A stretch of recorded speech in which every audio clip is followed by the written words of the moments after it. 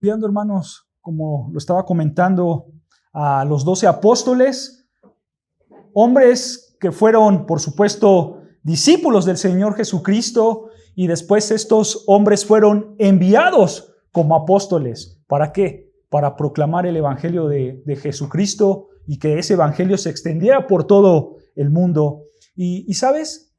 Es bueno ver cómo estos hombres, que muchas veces los llamamos santos de vitrina, ¿no es cierto? Santos especiales, por así decirlo, refiriéndonos a que tienen características quizás muy perfectas y que están encima de todo hombre. Pero, ¿sabes? Es bueno saber que estos hombres no son más que personas iguales a nosotros. No son más que hombres comunes y corrientes. Es bueno saber, ¿no es cierto? Es bueno saber cómo eran estos hombres, porque vemos que Dios ocupa a este tipo de personas. ¿Para qué? Para cumplir sus tareas de alto nivel en términos espirituales y eternos. Dios usa a cualquier tipo de personas. Como hemos visto en estudios pasados, estos 12 hombres no estaban calificados para hacer la tarea de ir y predicar el evangelio. Pero estos hombres, a pesar de que no estaban calificados, literalmente voltearon al mundo de cabeza, ¿no es cierto? Es sorprendente lo que Dios puede hacer con pocas personas, solo con 12 hombres.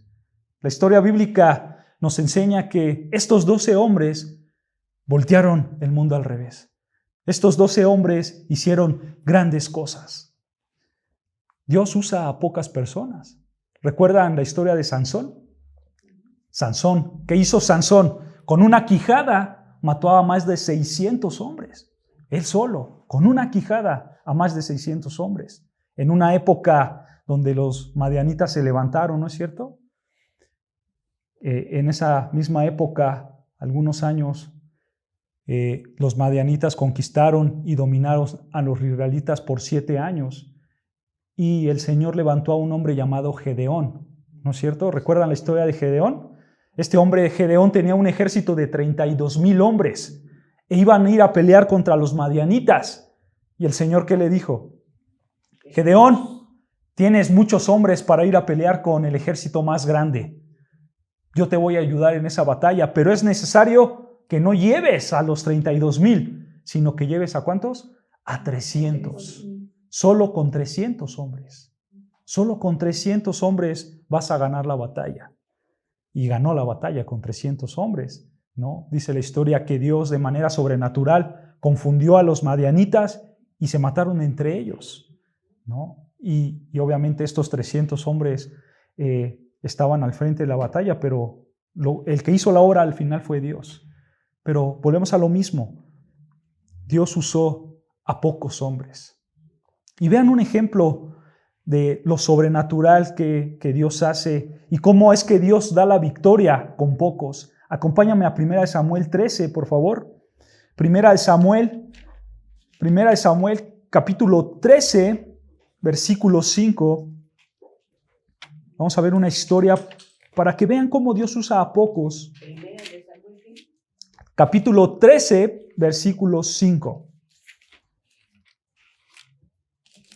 1 Samuel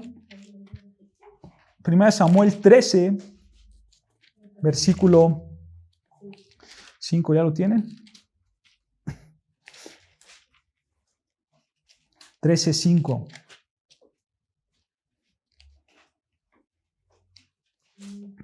Perfecto. 1 Samuel capítulo 13, versículo 5, vean lo que dice. Entonces los filisteos se juntaron para pelear ¿contra quién? Contra Israel. Vean lo que tenía el ejército de los filisteos. 30,000 carros, 6,000 hombres a caballo y pueblo numeroso como la arena que está a la orilla del mar. Y subieron y acamparon en Micmas, al oriente de Bet-Aven. Detengámonos aquí tantito. Vean, este es un ejército poderoso. Es un ejército grande. Para esta época, ¿ustedes han leído esta historia? ¿Quién era el rey de esta época? El rey de esta época era Saúl. Era Saúl. Y Saúl tenía un enemigo muy grande, muy poderoso, los filisteos. Pero vean versículo 6. Cuando los hombres de Israel vieron que estaban en estrecho porque el pueblo estaba en aprieto, se escondieron en cuevas, en fosos, en peñascos, en rocas y en cisternas. Esto es sencillo de entender. Israel vio al enemigo, tuvo miedo y se fue y se escondió. Eso es lo que está diciendo el texto. El ejército era muy grande. Los israelitas tenían miedo de este ejército. Versículo 7 continúa. Y algunos de los hebreos pasaron al Jordán, a la tierra de Gad y de Galad. Pero Saúl permanecía aún en Gilgal y todo el pueblo iba tras él temblando. O sea, hubo hombres que se fueron. Hubo hombres que por el miedo decidieron huir del país, dejaron la nación por el miedo. Obviamente Saúl, como era el rey, pues ¿qué le tocaba? Quedarse. No podía escapar porque era el rey, ¿no? A Saúl le tocaba quedarse y algunos, dice ahí, que se quedaron con Saúl y dice al final del versículo 7, iba tras él, o sea, el pueblo iba tras Saúl, pero temblando. Iban temblando. ¿Por qué? Porque era un enemigo grande. Era un enemigo grande. Versículo 8. Y él esperó 7 días. O sea, Saúl esperó 7 días conforme al plazo que Samuel había dicho. Pero Samuel no venía a Galgal y el pueblo se le desertaba. El pueblo se le desertaba. O sea, el pueblo se iba. ¿Ok? En contexto, Samuel le dijo a Saúl, yo voy a ir, voy a hacer un holocausto a Dios para que Dios nos ayude. ¿Ok? Pero Samuel no llegaba y el pueblo empezaba a desertar, empezaba a desesperarse porque no venía Samuel, el sacerdote. Y entre ellos Saúl se desesperaba, el rey se desesperaba. Y vean versículo 9. Entonces dijo Saúl, traedme holocausto y ofrendas de paz. Y ofreció él holocausto. Era tanto el nervio de Saúl al ver al pueblo filisteo enorme y grande, que Saúl el rey decidió involucrarse en un tema religioso, ¿no es cierto? Él empezó a ofrender un holocausto a Jehová. Alguien puede decir, bueno, pero ¿cuál es el problema con esto? ¿Cuál es el problema que el rey hiciera un holocausto a Jehová? Bueno, el problema era que en esa época solo había una persona que podía hacer ese tipo de sacrificios, y esa persona era el sacerdote, no el rey, no un pastor, sino el sacerdote. El sacerdote era el que tenía que traer la ofrenda y ofrecérsela a Jehová. Entonces, el sacerdote de esta época era Samuel. Samuel tenía que llegar y hacer la ofrenda. Pero Saúl el rey se estaba metiendo en asuntos sacerdotales, en asuntos que no le convenían a él por mandato de Dios. Y aquí dice el texto que él acababa de dar, ¿qué? Una ofrenda. Pero en ese momento, cuando él dio su ofrenda, llega Samuel. Y Saúl quiere, por así decirlo, la bendición y se siente muy espiritual Saúl porque él ya hizo la ofrenda. Pero vean lo que dice Samuel, versículo 11. Versículo 11, vean lo que dice versículo 11, abajito. Entonces Samuel dijo, ¿qué has hecho? Y Saúl respondió, vean, porque vi que el pueblo se me desertaba y que tú no venías dentro del plazo señalado y que los filisteos estaban reunidos en Micmas, me dije, ahora descenderán los filisteos contra mí a Galgal, y yo no he implorado el favor de Jehová. Me esforcé, pues, y ofrecí holocausto. En otras palabras, lo que estaba diciendo Saúl es que tú, Samuel, no llegabas. Se te hizo tarde, la hora que dijiste no la cumpliste y los filisteos ya los tengo por encima. El pueblo está desesperado, el pueblo tiene miedo, los filisteos están cerca, el tiempo se acaba. Y yo dije, pues si los filisteos vienen, entonces lo que tengo que hacer es pelear con ellos. Pero primero tengo que pedir el favor de Dios y por eso yo ofrecí holocausto. O sea, en otras palabras, Saúl estaba dando puros pretextos. Puros pretextos. Eran pretextos. Vean, versículo 13. Versículo 13. Entonces Samuel dijo a Saúl, locamente has hecho. No guardaste el mandamiento de Jehová tu Dios que él te había ordenado, pues ahora Jehová hubiera confirmado tu reinado sobre Israel para siempre. Mas ahora tu reino no será duradero. Jehová se ha buscado un varón conforme a su corazón, a cual Jehová ha designado para que sea príncipe sobre su pueblo, por cuanto tú no has guardado lo que Jehová te mandó. Ahí está la condenación por no obedecer a Dios. La condenación por no esperar el tiempo oportuno de Dios. Saúl perdió su reinado. Dijo Dios, si me hubieras obedecido, tu reinado iba a ser para siempre. Pero como me desobedeciste, tu reinado se va a acabar. Y yo ya he preparado a uno conforme a mi corazón. ¿Quién es ese hombre? ¿Recuerdan? Era David. Se estaba refiriendo a este hombre, al gran rey David, ¿no? Pero ve hermano, la desobediencia de Saúl no lo llevó a nada. No lo llevó a nada. Entonces, en esta historia tenemos a un enemigo que realmente da miedo. Tenemos a un mal líder. Y vean, para empeorar las cosas, continúa el versículo 19 más abajo. Versículo 19, las cosas siguen empeorando. Versículo 19 dice, y en toda la tierra de Israel no se hallaba, ¿qué? Herrero, porque los filisteos habían dicho, para que los hebreos no hagan espada o lanza. No había herreros, no había quien proveyera las armas para pelear. Posiblemente los filisteos mataron a todos los herreros, por eso no había herrero. Las cosas se ponen más duras cada vez, ¿no? Para pelear contra los filisteos. Versículo 20, vean. Por lo cual, todos los de Israel tenían que descender a los filisteos para afilar cada uno la reja de su arado, su azadón, su hacha o su hoz. Nota que ya no tenían espadas, sino que tenían herramientas de agricultura. Esas herramientas de agricultura con las que a lo mejor sembraban cuando estaban acampando, las tuvieron que agarrar para pelear contra los filisteos.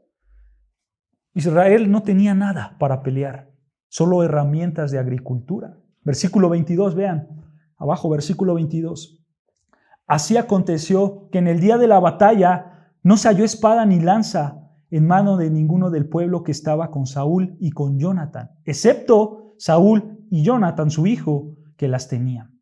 Vean, los únicos que tenían espada, ¿quién era? Saúl y Jonatán, su hijo. El problema crecía, ¿no es cierto? Tenían un enemigo que daba miedo, tenían un mal líder y no tenían nada más para pelear. El problema era grande. El problema era grande.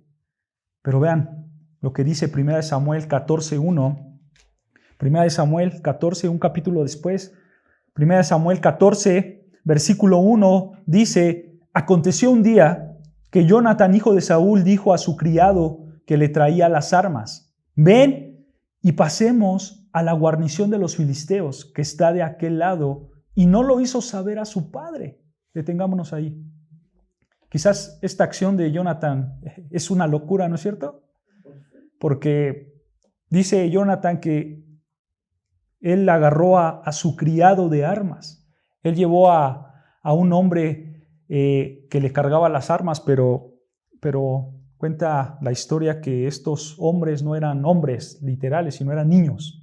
Eran niños los que cargaban las armas. Y probablemente como no tenían recursos, Jonatán no tenía armadura. Entonces Jonatán quería ir a la batalla sin armadura y con un niño. Entonces el problema probablemente era algo loco, ¿no es cierto? Hacer esta acción. Pero vean cuál era el punto de todo esto. ¿Cuál era el punto de todo esto? Versículo 6. Versículo 6 dice, dijo pues Jonatán a su paje de armas, ven, pasemos a la guarnición de estos incircuncisos y escuchen, quizás haga algo Jehová por nosotros, pues no es difícil para Jehová salvar con muchos, ¿o con qué? O con pocos. No es difícil salvar, dice Jehová, con muchos o con pocos. ¿Lo puedes notar? A Dios no le importa si usa a muchos o si usa a pocos. Él puede manifestar su poder con muchas personas o con pocas personas. El Señor no ve cuántos son. Él puede hacer lo mismo con muchos o con pocos. Versículo 7, vean. Y su paje de armas le respondió, haz todo lo que tienes en tu corazón.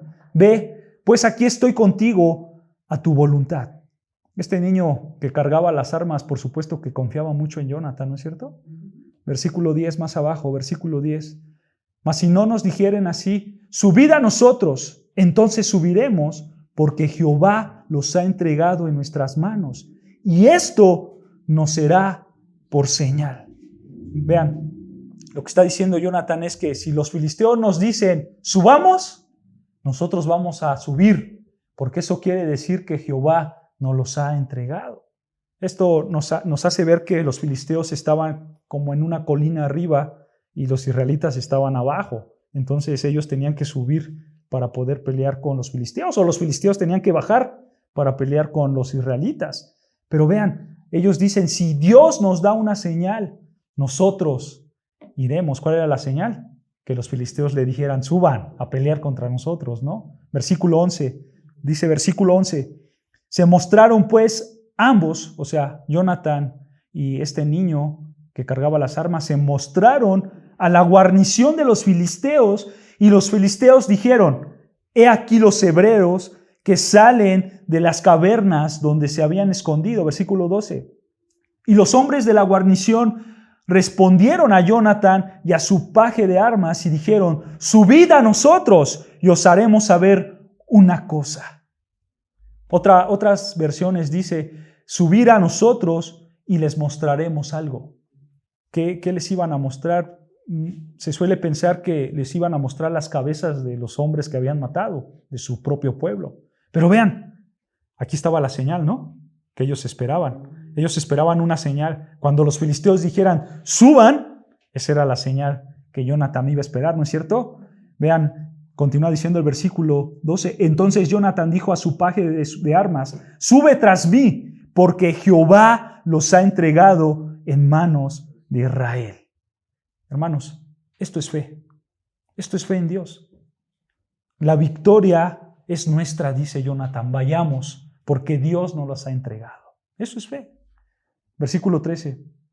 Y se vio Jonathan trepando con sus manos y sus pies, y tras él su paje de armas, y a los que caían delante de Jonathan, su paje de armas que iba tras él los mataba. Y fue este primer matanza que hicieron Jonathan y su paje de armas como 20 hombres en el espacio de una media yugada de tierra. Imagínate esta escena. Jonathan va subiendo este monte, se va encontrando a los filisteos. Dice ahí que fueron 20 los que mató. Probablemente Jonathan les pegaba, estos hombres caían y su paje, su niño, les daba el remate y los mataba. Y así mataron a 20.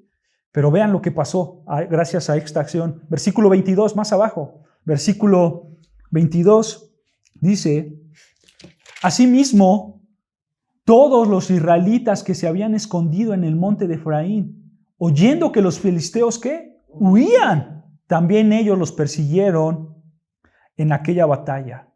Así salvó Jehová a Israel aquel día y llegó la batalla hasta Bet-Aven. ¿Se dan cuenta? Aquí está el punto, hermanos. Dios no se limita si son muchos o son pocos. Él va a usar al que tenga que usar. Él va a usar al que sea. No importa si es grande, si es chico. Usó a un niño para ayudar al pueblo de Israel. A Dios no le importa usar a quien sea. Dios es el único que puede hacer héroes.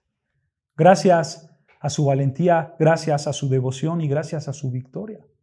Bueno, los 12 apóstoles fueron héroes. Héroes que predicaron el evangelio. Fueron hombres excepcionales, porque fueron 12 hombres que voltearon al mundo de cabeza. Y literalmente estos 12 hombres establecieron la iglesia. Establecieron la iglesia estos 12 hombres. Dios no necesitó a muchos. Dios solo necesitó ¿a cuántos? A 12. A 12. Y tú y yo somos el producto del trabajo de ellos. ¿Se dan cuenta? Somos el producto del trabajo de ellos. Ellos extendieron el reino de Dios a toda persona como nosotros tenemos que extender el reino de Dios. La pregunta que tenemos que hacer y que me gustaría que meditaran es, ¿qué tipo de personas usa Dios? ¿Qué tipo de personas usa Dios? Bueno, Él usa a hombres comunes y corrientes como nosotros. Él usa a personas que no están calificadas, porque la realidad, ¿cuál es? La realidad es que nadie está calificado. Nadie está calificado para hacer la obra de Dios.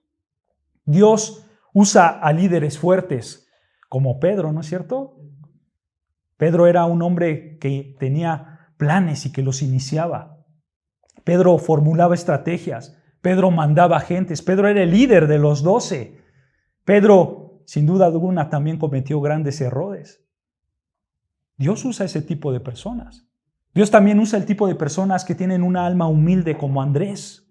Andrés, este hombre que hacía obras, pero sus obras no eran visibles. Andrés estaba tras bambalinas, ¿recuerdan? Sí. A él no se le ve haciendo muchas cosas, sino lo ves atrás de todos, pero trayendo a personas a Cristo. Ese era Andrés. Dios también usa a hombres celosos, apasionados y ambiciosos, ¿como quién?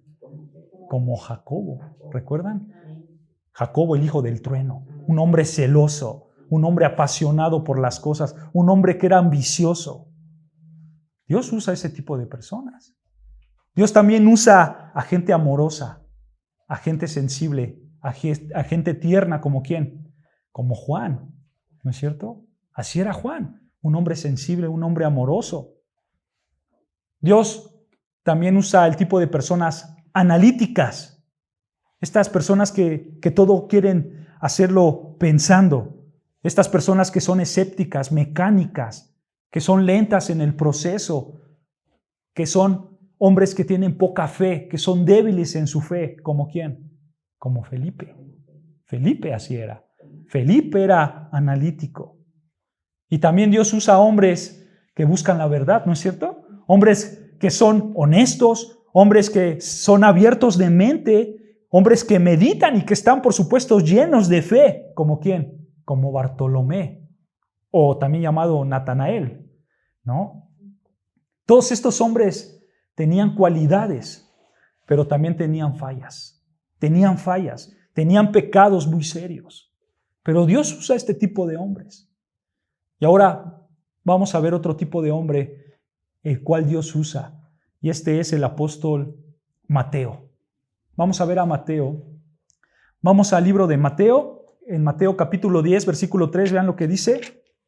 Solo para recordar un listado de los 12 apóstoles, de los 12 escogidos. Mateo 10, versículo 3, vean lo que dice.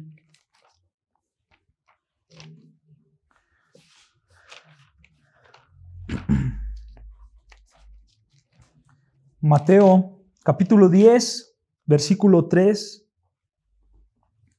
dice, es más, vamos a leerlo desde el versículo 2 arribita para que vean. Versículo 2 dice, los nombres de los 12 apóstoles son estos. Primero, ¿quién? Simón, llamado Pedro, y Andrés su hermano. Jacobo, hijo de Zebedeo, y Juan su hermano. Versículo 3. Felipe, Bartolomé, después ¿quién? Tomás, Mateo el publicano. Y ese es el que vamos a ver. Mateo el publicano. Si te das cuenta, aquí en el versículo 3 primero está Tomás, ¿no es cierto? Y después Mateo el publicano. Pero a mí me gustaría ver primero a Mateo y después a Tomás, ¿ok? Vamos a voltearlos, ¿ok? Ahora, acompáñame a Mateo 9:9, que es donde nos hablan acerca de él. Mateo 9:9, un capítulo atrás. Mateo 9:9. Vean lo que dice. Pasando Jesús de allí, vio a un hombre llamado, ¿qué? Mateo, que estaba sentado al banco de los tributos públicos, y le dijo, sígueme, y se levantó y le siguió. Mateo es un nombre griego. En griego él se llamaba Mateo, ¿ok? Y su nombre judío, Mateo era un nombre judío, su nombre judío era Leví, ¿ok? Entonces a Mateo lo conocían como Mateo, pero también lo conocían como Leví, con su nombre judío. De hecho, no, Mateo era judío, pero recuerden, como estaban bajo el imperio griego que había años atrás con Alejandro el Grande, se había formado y se había hecho y se había extendido por todo el mundo, entonces muchos adoptaron los nombres griegos. Entre ellos era Mateo. Entonces, algunos lo conocían como Mateo con su nombre griego y otros lo conocían como Leví con su nombre judío. De hecho, vean lo que dice Lucas 5:27. Es la misma historia que relata Mateo, pero vean cómo lo cuenta Lucas. Lucas 5:27, si me acompañas. Lucas 5:27.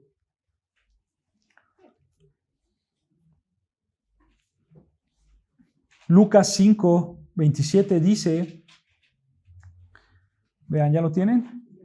Dice, después de esto, Jesús, aquí refiriendo a Jesús, después de esto Jesús salió y se fijó en un recaudador de impuestos llamado, ¿cómo? Leví, sentado en la oficina de los tributos y le dijo, sígueme. ¿Se dan cuenta? Es la misma historia, nada más que aquí la está contando Lucas. Y Lucas, en lugar de decir Mateo, le dice Leví. Entonces, Mateo era el nombre griego y Leví era el nombre, ¿qué? Judío. ¿Ok? Pero date cuenta, Marcos y Lucas mencionan lo mismo, lo llama Leví. Y ¿sabes? Esto es todo lo que sabemos de Mateo. En Mateo no se cuenta algo más de la historia. De hecho, el mismo Mateo es el mismo autor que estamos leyendo de Mateo. Es el mismo hombre, el mismo que escribió este libro, es del que estamos hablando. ¿Ok? Pero vean cómo él se refiere a sí mismo. ¿Recuerdan en Mateo 10:3 cómo se refiere él a sí mismo? Vean lo que dice Mateo 10. Si no lo recuerdan, regresa a Mateo 10. Mateo 10, versículo 3. Vean cómo se refiere a él mismo. Mateo 10, versículo 3, vean. Dice Felipe, Bartolomé, Tomás.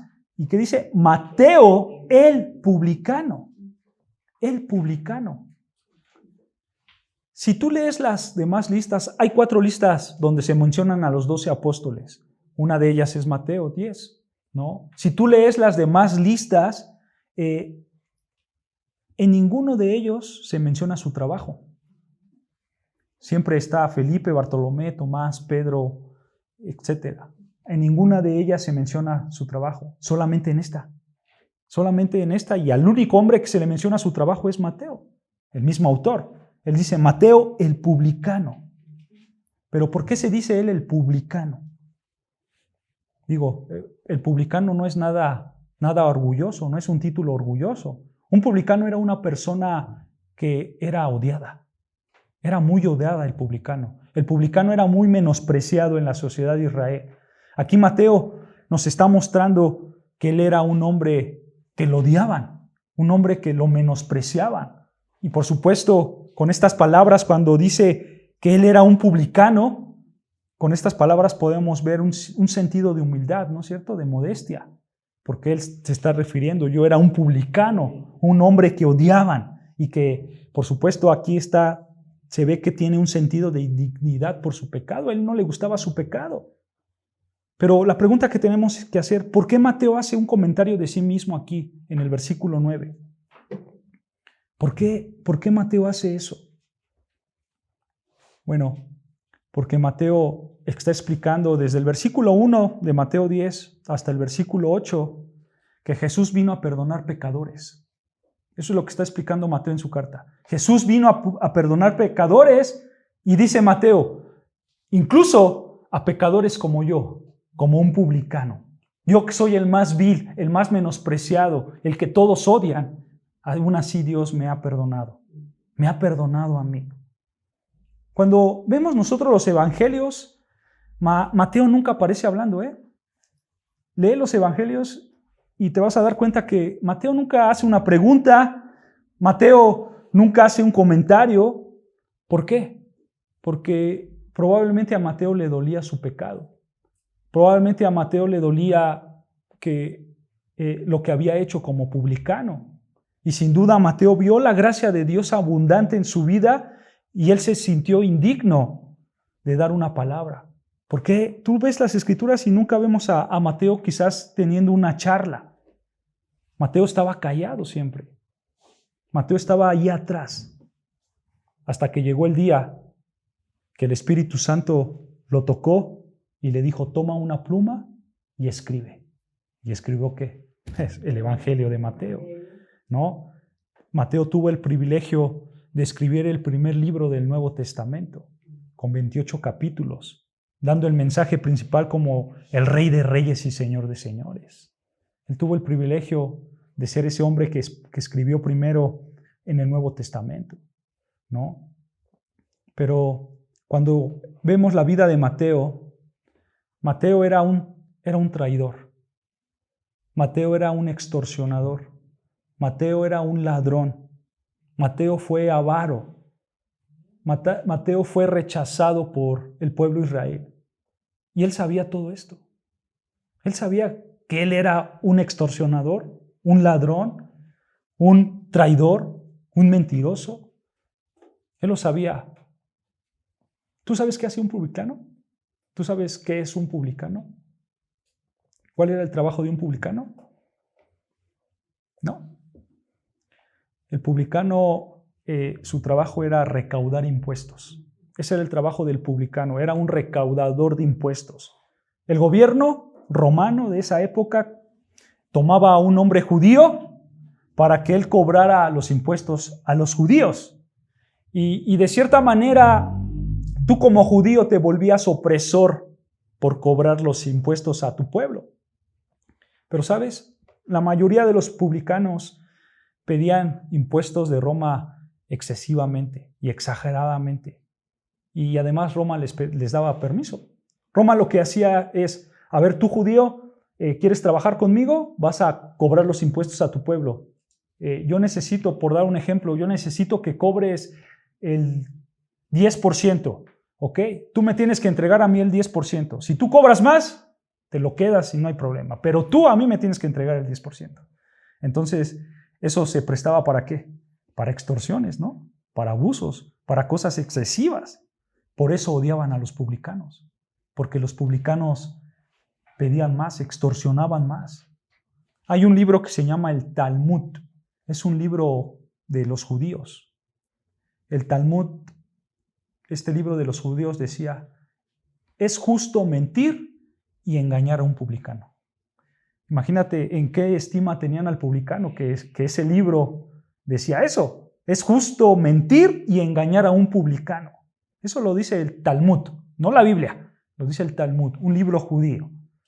Pero ten en mente esto, un publicano jamás se le permitía dar una confesión en una corte, porque el publicano tenía la fama de que era un hombre mentiroso y que se podía dejar sobornar por las personas.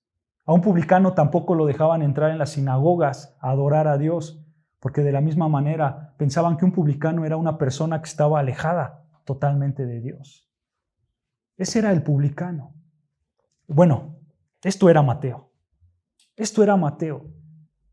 ¿Y sabes? Dentro de los que cobraban los impuestos habían dos grupos.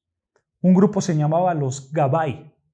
Eran los cobradores impuestos Gabai. Los Gabai, ¿qué eran? Bueno, eran recaudadores de impuestos, pero ellos recaudaban los impuestos de las propiedades y de los ingresos que le entraban a la gente. Los Gabai se dedicaban a eso, a recaudar los impuestos de las propiedades y de los ingresos de la gente. Solo de eso se encargaba ese grupo. Y había un segundo grupo, que este segundo grupo se llamaba los moques. Los moques. Estos moques, ellos recaudaban impuestos, pero ellos recaudaban impuestos de todo. De todo, de todo. Es más, ellos cobraban impuestos hasta por cuántas patas tenía tu burro. Ellos cobraban impuestos por cuántos ejes tenía tu carro. O sea, lo que tú te puedas imaginar, tú podías cobrar de ese impuesto. Esos eran los moques. Los moques. Ellos cobraban impuestos de todo. De todo. Los Gabai. Los Gabai a cobrar impuestos, pero nada más de las propiedades y de sus ingresos. ¿Ok? Y los moques, de todo. De todo lo que se le ocurría, los moques podían cobrar. De hecho, un moque, un cobrador de impuestos, moque, era Zaqueo. ¿Recuerdan a Zaqueo? A este hombre que se subió al árbol y vio al Señor Jesucristo. Él también era un publicano, él era un moque. Él cobraba impuestos también, de todo, por eso era hombre rico, ¿no? Zaqueo. Y sin duda Mateo también tenía dinero, probablemente. Pero bueno, este era Mateo. Mateo era un moque. Mateo cobraba impuestos de todo. Entonces probablemente la gente lo odiaba aún más. Pero ¿sabes? Hay algo interesante que ya vimos, y es que a Mateo se le refiere en su nombre, Lucas lo menciona como Leví, ¿no? Su nombre judío. Y esto nos indicaba que Mateo estaba en ese círculo de los judíos. Era un hombre 100% judío, ¿no? Él estaba dentro de ese círculo de judíos. Y si tú estudias el libro de Mateo, verás que hay muchas citas bíblicas del Antiguo Testamento. Mateo conocía bien el Antiguo Testamento. Es más, hay más citas en el libro de Mateo del Antiguo Testamento que Marcos, Lucas y Juan juntos. Mateo era un judío, pero bueno, y conocía la ley de Dios. Conocía el Antiguo Testamento, ¿no? De hecho, cuando tú lees todo el Evangelio de Mateo, tú vas a ver la ley de Dios, tú vas a ver los profetas de Dios, tú vas a ver los escritos sagrados, porque él conocía perfectamente el Antiguo Testamento. Pero vemos que Mateo jamás se imaginó que estaría involucrado en temas muy espirituales, ¿no? Mateo jamás se imaginó que iba a conocer a Dios de una manera muy grande, hasta que llegó Jesús en el versículo 9 y le dijo, sígueme, sígueme Mateo. Dice que Mateo se levantó y le siguió, ¿no es cierto? Con esto nosotros podemos ver que Mateo simplemente dejó su carrera. Mateo se levantó y le siguió. Digo, Mateo no era como los otros hombres pescadores que a lo mejor podían regresar a su trabajo si dejaban a Jesús. Y de hecho regresaron. Si tú lees Juan 21, dejaron al Señor Jesús y regresaron a pescar cuando Jesús murió. Ellos dijeron, se acabó todo, pues ya murió nuestro maestro, pues regresemos a pescar. Mateo no podía regresar a su trabajo. Mateo dejó todo. Mateo dejó su carrera. Mateo no podía regresar a ese trabajo, porque probablemente cuando él se fue, pues el Imperio Romano dijo, porque este es un lugar, yo pongo otro y se acabó el asunto. Él ya no podía regresar a su trabajo. Él perdió su trabajo de manera permanente. Y no solamente eso, sino que ahora los escribas y los fariseos odiaban a Jesús, ¿no es cierto? Y como odiaban a Jesús, pues por supuesto que también iban a odiar a Mateo por ser seguidor de Jesús. Entonces, a Mateo lo veían como el publicano, lo odiaban porque era un publicano, y aparte de eso lo odiaban por haber seguido a Jesús. Como decía un dicho, Mateo pasó del sartén al fuego, ¿no es cierto? Era una persona muy odiada. Pero él lo hizo ¿por qué? Por amor a Cristo. Él lo hizo por amor a Cristo, porque él vio que Cristo perdonó sus pecados. Vean lo que pasó después del llamamiento de Mateo. En Mateo 9, versículo 10. Mateo 9, versículo 10, vean.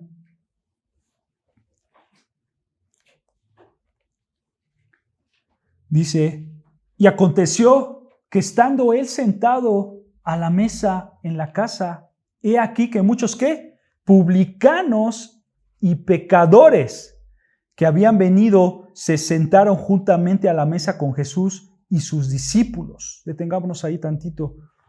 En contexto, rápidamente, Mateo estaba sentado cobrando los impuestos. El Señor Jesucristo se le acerca y le dice, sígueme. Mateo deja todo, deja su trabajo, le sigue. Y aquí no lo menciona él, pero si lees Lucas, dice que Mateo hizo una fiesta grande. E invitó a sus amigos publicanos y pecadores. Y Jesús estaba en esa fiesta con los publicanos y los pecadores. Y vean, versículo 11. Cuando vieron esto, los fariseos dijeron a los discípulos, ¿por qué come vuestro maestro con los publicanos y pecadores? Al oír esto, Jesús les dijo, los sanos no tienen necesidad de médico, sino los enfermos. Id pues y aprended lo que significa misericordia quiero y no sacrificio, porque no he venido a llamar a justos, sino a pecadores al arrepentimiento. Date cuenta, estas son palabras de Mateo. Él escribió esto. El mismo Mateo escribió esto. Mateo se alejó de los suyos. Mateo se alejó de su trabajo. Pero Mateo decidió hacer una fiesta. ¿Para qué? Para que el Señor llamara a los pecadores al arrepentimiento. Aquí claramente podemos ver que hubo hombres que eran pecadores, que probablemente confesaron su pecado y que se arrepintieron y que Jesús los perdonó. Esta era la historia de propio Mateo. Mateo, quien escribió esta carta, él se pudo ver aquí y dijo, yo soy un publicano, yo soy un pecador y Cristo me perdonó a mí. Entonces yo le voy a presentar a más personas para que Cristo los perdone. ¿Se dan cuenta? Mateo sabía quién era. Mateo sabía que era un extorsionador, un avaro, un abusador. Él sabía lo que él era. ¿No? Pero aún así pudo alcanzar y ver la misericordia de nuestro Señor Jesucristo. Probablemente Mateo desde antes quería buscar una salida de ese trabajo, porque la Biblia no lo dice, pero seguro Mateo escuchó a nuestro Señor Jesucristo cuando llegó a esta ciudad en Capernaum. Cuando Jesús se acercó a él y le dijo, sígueme, Mateo en ese instante se levantó y lo siguió, porque probablemente ya había escuchado anterior a Jesús y él dijo, yo necesito esto, yo necesito el perdón de Dios, porque soy un pecador, porque soy un extorsionador, porque robo los impuestos. Yo necesito el perdón de Dios. Y cuando Jesús le dijo, sígueme, él no lo dudó y le siguió, ¿no es cierto? Date cuenta, Dios toma a las personas que no están calificadas.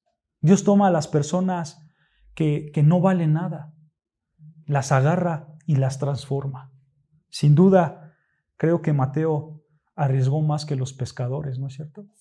Porque ellos pues, eran pescadores, podían regresar, pero Mateo arriesgó todo. ¿Qué hubiera pasado si el Señor Jesucristo no lo hubiera perdonado? Él se hubiera quedado con su pecado y sin trabajo. Arriesgó mucho Mateo por seguir a Cristo, pero él dejó todo por seguir a Cristo, porque él vio que Cristo lo podía salvar. Él se vio hacia el infierno y cuando se apareció Jesús, vio la luz y dijo, esa luz yo la quiero, tengo que ir con él. Y cuando Jesús lo llamó, él no dudó. Mateo no dudó. Pero vean, en este libro que él escribió, él refleja su humildad, ¿no es cierto? Porque él se reconoce como un publicano, un hombre muy pecador. Él no tenía nada que decir de sí mismo más que soy un vil pecador. Yo, Mateo, soy un vil pecador, un extorsionador, un publicano, alguien que roba. Pero, ¿sabes? Jesús me perdonó. Eso es lo que nos está expresando Mateo. Jesús me perdonó. Sin duda, hermanos, aprendemos de Mateo su humildad y su modestia. Y también aprendemos que tiene un corazón grande hacia con los perdidos, ¿no es cierto? Porque él invitó a sus amigos para que conocieran a Cristo y que ellos pudieran alcanzar la salvación igual que él. Entonces, vemos que Mateo era un hombre también entregado por los perdidos, La tradición nos dice que Mateo ministraba a judíos, tanto en Jerusalén como en el extranjero. A eso se dedicaba Mateo, a predicarle a puro judío. Eso es lo que nos dice la tradición. La tradición no está claro en cómo murió Mateo. No hay una información fidedigna de cómo murió Mateo, pero la tradición más antigua dice que fue quemado en una hoguera. Mateo fue quemado en una hoguera, por supuesto que gracias al amor que tenía por Cristo, ¿no? Él perdió su trabajo, él abandonó un trabajo y una carrera lucrativa. Al final murió en una hoguera, pero todo por causa ¿de quién? De Cristo. Él amaba a Cristo. Él se veía como un pecador. Él veía que Cristo lo había salvado y él entregó su vida a Cristo por haberlo salvado. Ese era Mateo, el publicano. Ahora, rápidamente vamos a estudiar a Tomás y con él voy a acabar. Mateo tuvo el privilegio de escribir el Evangelio. Ajá, exacto. Conocía perfectamente ¿qué? La ley de Dios, el Antiguo Testamento. Él conocía el Antiguo Testamento. Entonces, vamos a estudiar rápidamente a Tomás. ¿Ok? A Tomás. ¿Han escuchado a Tomás? Sí. ¿Ubican a Tomás, el apóstol? Sí. Cuando digo Tomás, ¿en qué piensan? Un poco incrédulo. Un poco incrédulo, exactamente. El hombre que duda, ¿no es cierto? Cuando hablamos de Tomás, pensamos rápidamente el que duda, ¿no? Tomás. Pero fíjense, Tomás ha recibido una mala publicidad acerca de ese tema, de la duda, de qué es un incrédulo, de qué es un hombre que tiene duda. Ha recibido realmente una mala publicidad. Pero cuando estudiamos a Tomás, Tomás es un buen hombre, es un gran hombre Tomás, realmente. Y van a ver, vamos a aprender un poco de Tomás. Y, Creo que va a ser el ejemplo que en la vida de Tomás se tomó para este tema. Pero no como que tuviera esa personalidad, sino la situación que se dio sí, fue retomada como para un ejemplo de una enseñanza. Sí, por supuesto. Y de hecho, tanto fue esos ejemplos que le dieron mala publicidad a Tomás, ¿no? Pero Tomás, siempre decimos eso, Tomás fue el que dudó. Pero vean, ahorita vamos a estudiar a Tomás y ustedes van a decir si ese dudar que él tuvo fue realmente algo bueno o algo malo, ¿no? O sea, vamos a ver, ¿ok? Entonces, como introducción, Mateo, Marcos y Lucas no hablan de Tomás. Mateo, Marcos y Lucas no hablan de Tomás. El único que habla de Tomás es Juan.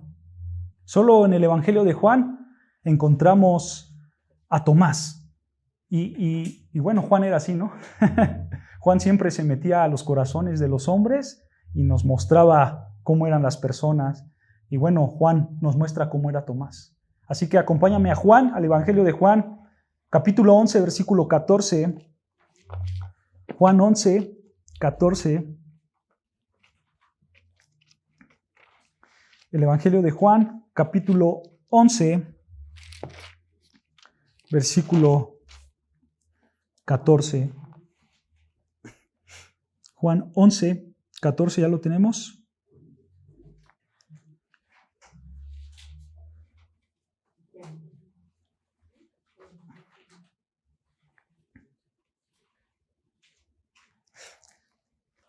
En contexto de Juan 11, 14, para poder entender estas palabras que vamos a leer acerca de Tomás, en contexto Jesús estaba en el río Jordán, ¿ok? Jesús estaba en el río Jordán y Jesús tenía una presión muy fuerte para este tiempo. La presión que tenía Jesús era tal que ya lo querían matar en Jerusalén. Entonces, como Jesús vio que ya lo querían matar, él dijo, todavía no es mi tiempo que muera, me tengo que salir. Se salió de Jerusalén y fue al río Jordán, ¿ok? Entonces, a Jesús lo quieren matar en Jerusalén, él está en el río Jordán y le llega una noticia a Jesús. Le dice, tu amigo Lázaro ha muerto, ¿no? O va a morir, está enfermo, ¿no? Y vean, nos encontramos aquí, versículo 14, Juan 11, 14. Entonces, Jesús les dijo claramente, Lázaro ha muerto. Versículo 15. Y me alegro por vosotros de no haber estado ahí para que creáis, mas vamos a él. En otras palabras, Jesús dice, yo voy a hacer un milagro tan grande para que ustedes puedan ver y así incremente su fe. Eso es lo que está diciendo el Señor Jesucristo. Recuerden, estos 12 hombres eran débiles. Estos 12 hombres eran faltos de fe. Estos 12 hombres siempre necesitaban pruebas para creer. Es por eso que Jesús les mostraba pruebas. Y una de las pruebas era que iba a resucitar a Lázaro. Y Jesús dice, vamos, yo les voy a dar una prueba de que yo soy Dios, de que yo soy el Mesías. Ustedes necesitan fe, yo se las voy a proveer. Vamos con Lázaro. Lázaro se encontraba en Betania, aproximadamente a 3 kilómetros al este de Jerusalén. Entonces eso quiere decir que ellos tenían que pasar por Jerusalén, 3 kilómetros al este de Jerusalén. Sin duda, cuando el Señor Jesucristo dijo, tenemos que ir con Lázaro, sin duda los discípulos y los apóstoles dijeron, a ver, ¿cómo que vamos a ir con Lázaro si él está al este de Jerusalén? Oye Jesús, eso es un suicidio, nos vamos a matar. Ahí vas a entrar, te van a matar y nos van a matar a todos. Eso no podemos hacer, ¿no? Aparentemente en ese tiempo ya había una pequeña riña entre los discípulos, había problemas dentro de los 12 porque obviamente la presión era muy grande. Imagínate, alguien que te esté persiguiendo para matarte. Y como les decían a Jesús, no vamos, y él decía, sí, vamos. Ajá, sí. Decían, te van a matar. Ajá, sí, sí. O sea, pero aún así no olvidemos que estos eran hombres como nosotros. Imagínate que alguien te quiera matar, pues vas a tener una presión grande en tu vida, ¿no es cierto? Vas a tener estrés. Bueno, los discípulos así eran, porque los discípulos también eran incrédulos, no creían en Jesús al 100% cuando estaban con Él. Entonces tenían miedo y decían, no, esto ya es suicidio. Jesús, ¿cómo que vamos a ir allá? Pero vean, versículo 16. Versículo 16. Dijo entonces, ¿quién? Tomás, llamado Dídimo, a sus condiscípulos. Vamos también nosotros, ¿para qué? Para que muramos con Él. Dice Tomás, vamos nosotros para que muramos con Él. Pero vean, dice ahí que Tomás también se llamaba, ¿cómo? Dídimo. Dídimo quiere decir gemelo. Gemelo, eso es lo que quiere decir Dídimo. Probablemente Tomás tenía un hermano gemelo o una hermana gemela. No lo sabemos, la escritura no lo dice, pero por cómo se menciona, ¿no? Tomás llamado Dídimo, o sea, llamado el gemelo, pues da a entender que tenía un hermano gemelo, ¿no? Pero vean, con estas palabras de Tomás podemos ver dos puntos. El primer punto es que Tomás tenía iniciativa, ¿no es cierto? Tomás tenía mucha iniciativa. Él sin duda se levantó y dijo, pues vamos y muramos con Él, ¿no? Los otros a lo mejor no querían, pero Tomás se levantó y dijo, vamos. Muramos con Él. Tenía iniciativa Tomás. Era un hombre que tenía iniciativas, ¿no? Pero también podemos ver que Tomás era un pesimista. ¿No es cierto? Tomás era un pesimista. O sea, Tomás sabía que Jesús iba a morir, ¿no? Tomás pudo decir, vamos y a lo mejor Dios nos ayuda, ¿no? Él dijo, vamos y muramos. O sea, él era un pesimista. Él dijo, de que voy a morir, ¿no? Sin duda alguna, ¿no? Él no pensó en nada más. Para Tomás, vean, Tomás tiene todo claro, ¿no es cierto? Para Tomás las cosas son claras. Si vamos a morir, vamos a morir. ¿Sabes algo? La gran valentía de un hombre no viene de su optimismo, porque cuando su optimismo crece, todo a lo mejor saldrá bien. Pero la valentía más grande y la valentía que realmente es verdadera es esta, la valentía de una persona pesimista, porque él sabe que lo peor va a pasar. Y como sabe que lo peor va a pasar, aún así él está dispuesto a ir y hacer las cosas, pese a las consecuencias. Tomás era un hombre valiente. ¿Vamos a morir? Pues vamos a morir. Él dice, muramos todos, vamos para allá. Eso es mucha valentía, ¿no es cierto? Pero date cuenta, Tomás tenía una mente muy clara. Él sabía las cosas perfectamente. Él solamente veía el desastre que estaba a su alrededor porque había mucha presión. Pero aún así, él quería morir con Cristo. Tomás quería morir con Cristo. La pregunta es, ¿por qué Tomás quería hacer esto? Si tú solo piensas y si tú solamente ves a Tomás como el que duda de Cristo, pues esto no tiene sentido. Porque ¿cómo que Tomás quiere morir por Cristo si él es el que duda, ¿no es cierto? Pero vean la realidad. Tomás creía verdaderamente en Cristo. Creía lo que veía. Sí, él creía. Y tanto creía que dijo, si Él no está, si Él desaparece, pues nada vale. Si Él va a morir, pues morimos todos. Eso nos da a entender que Tomás amaba mucho a Cristo. Tomás tenía un amor muy grande por Cristo. Tomás sentía un amor intenso hacia Jesucristo. Porque todo lo que refleja aquí es, si Jesús va a morir, entonces vayamos nosotros a morir con Él. Porque no hay nada más fuera de Cristo. Si Él va a morir, nosotros también. ¿Lo puedes notar? Aquí hay un amor profundo de Tomás hacia Cristo. Y sin duda estas son palabras de fe. No son palabras de incredulidad. No son palabras de duda. Estas son palabras de fe. Tomás creía que podía morir y estar con Cristo. Porque él quería estar con Cristo. Y si Cristo iba a morir, pues también nosotros, y nos vamos juntos. Él creía en Cristo. Así de grande era el amor que tenía Tomás hacia Jesús. Así de grande. Vean, ahora ya no hay un Tomás incrédulo. Ahora hay un Tomás valiente y con fe y con amor a Cristo.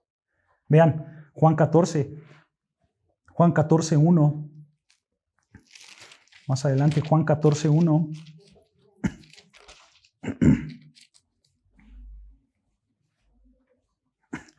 El Evangelio de Juan, capítulo 14, versículo 1, dice Juan 14, 1,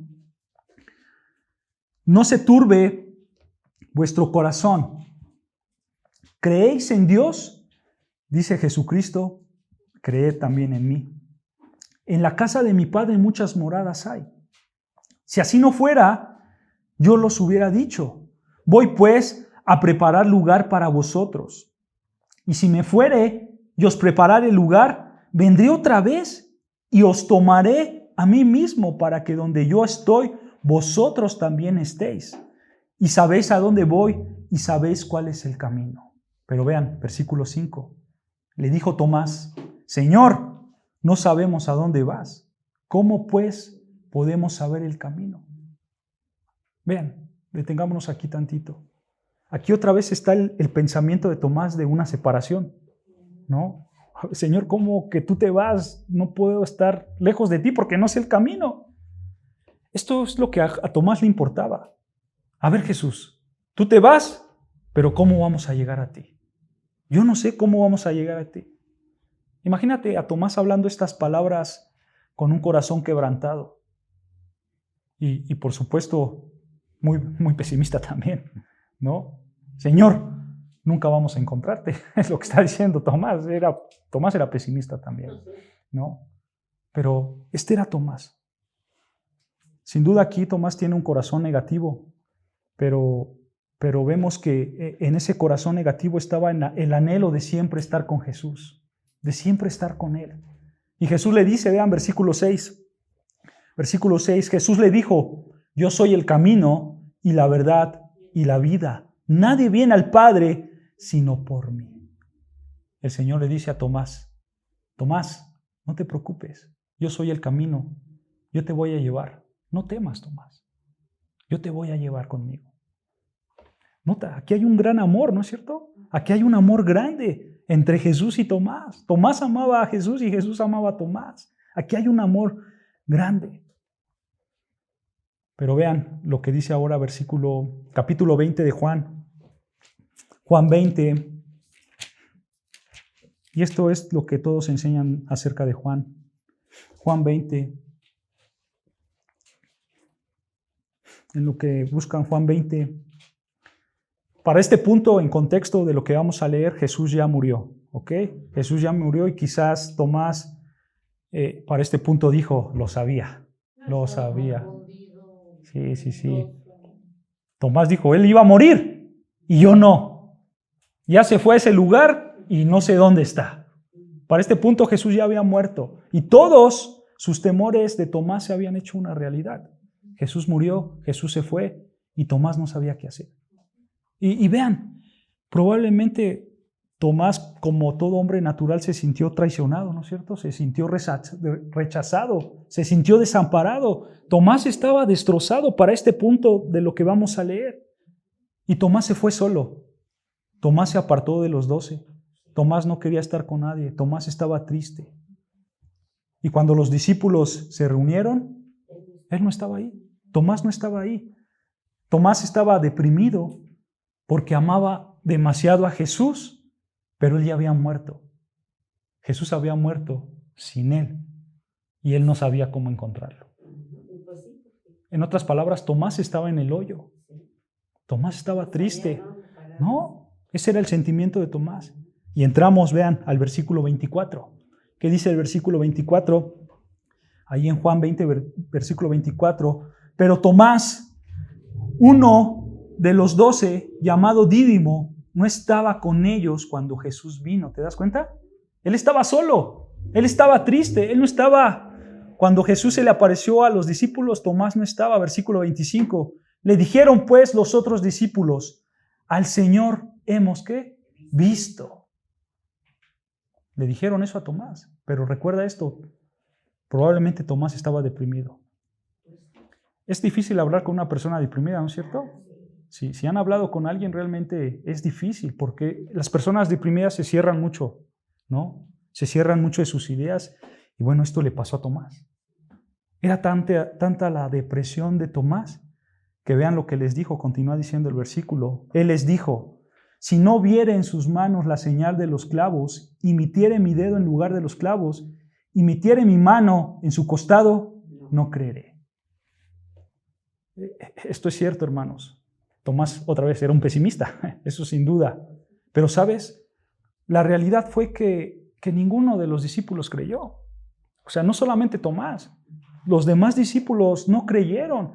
Ninguno creyó hasta que lo vieron, ¿no? Pero le hacemos esa mala publicidad a Tomás y lo ponemos como el hombre que nunca creyó, ¿no? Y exageramos todo eso. Pero vean algo. Aquí hay que ver a Tomás no como el hombre que dudó, porque también los demás dudaron. Aquí hay que ver a Tomás como el hombre pesimista, pero amoroso. Ese es Tomás.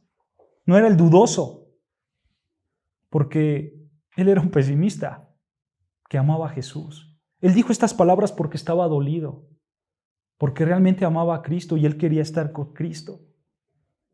No porque tenía una falta de fe, al contrario, Tomás tenía una fe muy grande en Cristo, a tal grado que decía, si él va allá, yo voy con él. No, si es necesario cruzar ese río, yo voy con él. Tomás se aventaba donde Cristo fuera, ¿no? Y realmente la gente quiere estar seguro de las cosas.